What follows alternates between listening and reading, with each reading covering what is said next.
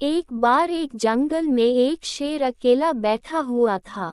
वह अपने बारे में सोच रहा था कि मेरे पास तो तेज धारदार मजबूत पंजे और दांत हैं। साथ ही मैं एक बहुत ही ताकतवर जानवर भी हूँ। लेकिन फिर भी जंगल के सारे जानवर हमेशा मोर की ही तारीफ क्यों करते रहते हैं? दरअसल शेर को इस बात से बहुत जलन महसूस होती थी कि सभी जानवर मोर की तारीफ करते थे। जंगल के सभी जानवर कहते थे कि मोर जब भी अपने पंख फैलाकर नाचता है तो वह बहुत सुंदर लगता है।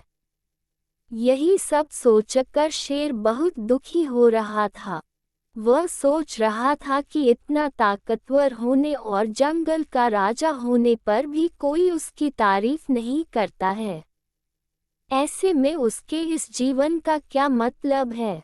दरअसल शेर को इस बात से बहुत जलन महसूस होती थी कि सभी जानवर मोर की तारीफ करते थे। जंगल के सभी जानवर कहते थे कि मोर जब भी अपने पंख फैलाकर नाचता है तो वह बहुत सुंदर लगता है। यही सब सोचकर शेर बहुत दुखी हो रहा था।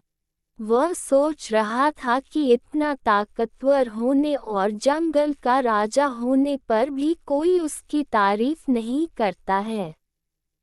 ऐसे में उसके इस जीवन का क्या मतलब है?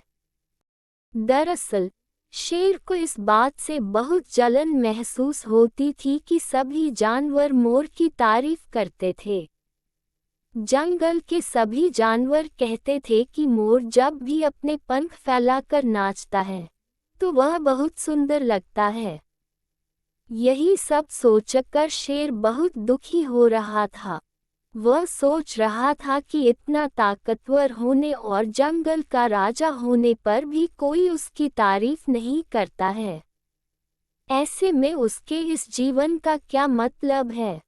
तभी वहां से एक हाथी जा रहा था। वह भी काफी दुखी था। जब शेर ने उस दुखी हाथी को देखा तो उससे पूछा, तुम्हारा शरीर इतना बड़ा है और तुम ताकतवर भी हो, फिर भी इतने दुखी क्यों हो? तुम्हें क्या परेशानी है?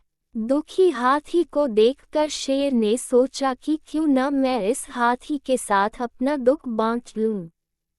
उसने आगे कहते हुए हाथी से पूछा कि क्या इस जंगल में ऐसा कोई जानवर है जिससे तुम्हें जलन होती हो और वह तुम्हें हानि पहुंचाता हो?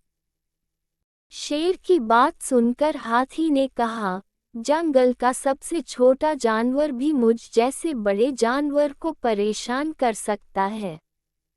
शेर ने पूछा, वह कौन सा छोटा जानवर है?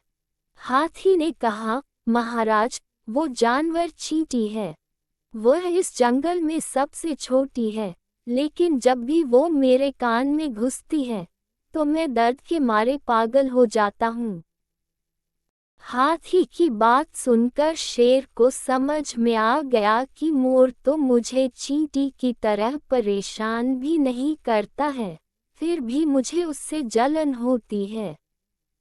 ईश्वर ने सभी प्राणियों को अलग अलग खामियां और खूबियां दी हैं। इसी वजह से सारे प्राणी एक जैसे ही ताकतवर या कमजोर नहीं हो सकते हैं। इस तरह शेर को ये समझ में आ गया कि उस जैसे ताकतवर जानवर में भी खूबियों के साथ कमियां हो सकती है। इससे शेर के मन में उसका खोया हुआ आत्मविश्वास फिर से बढ़ गया और उसने मोर से जलन करना बंद कर दिया।